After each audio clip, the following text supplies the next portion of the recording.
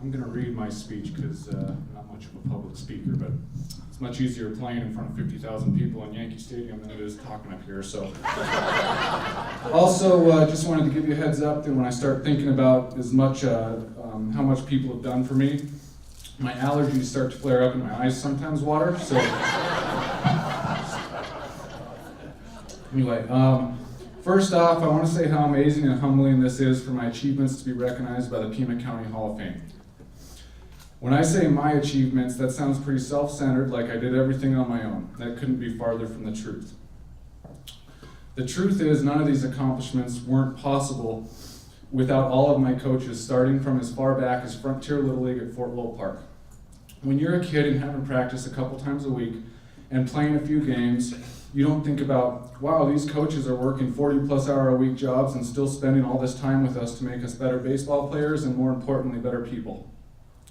I don't have time to thank all of them, but I do want to thank Rick Valdez for being around as much as he was.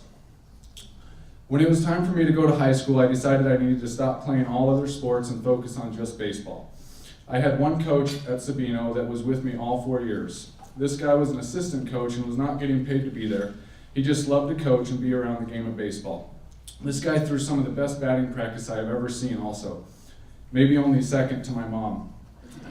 Seriously, my mom's BP, it really was good. The only problem was she threw so much BP that she ended up needing shoulder surgery. Just one of the sacrifices she made in order for her kids to have fun.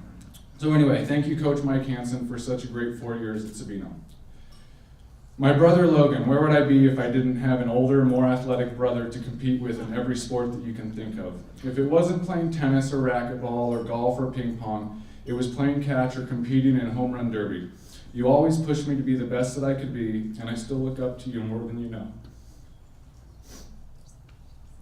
For those of you who don't know, baseball is a long season, and for the last 17 years I've lived in a hotel or a rental house twice as many nights than in my own home.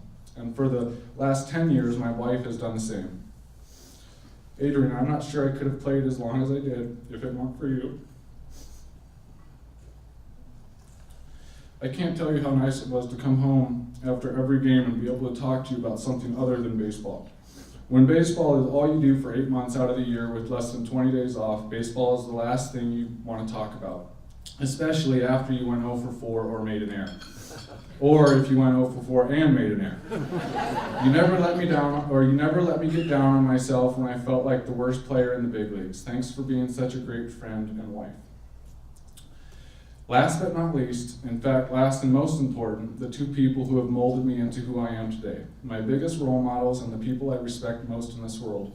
The people who have supported me in everything I've ever done or wanted to do, and also disciplined me for things I shouldn't have done.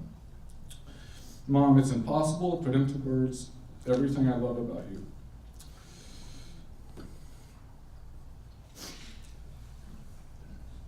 If I ever needed advice on anything, your advice was always the best.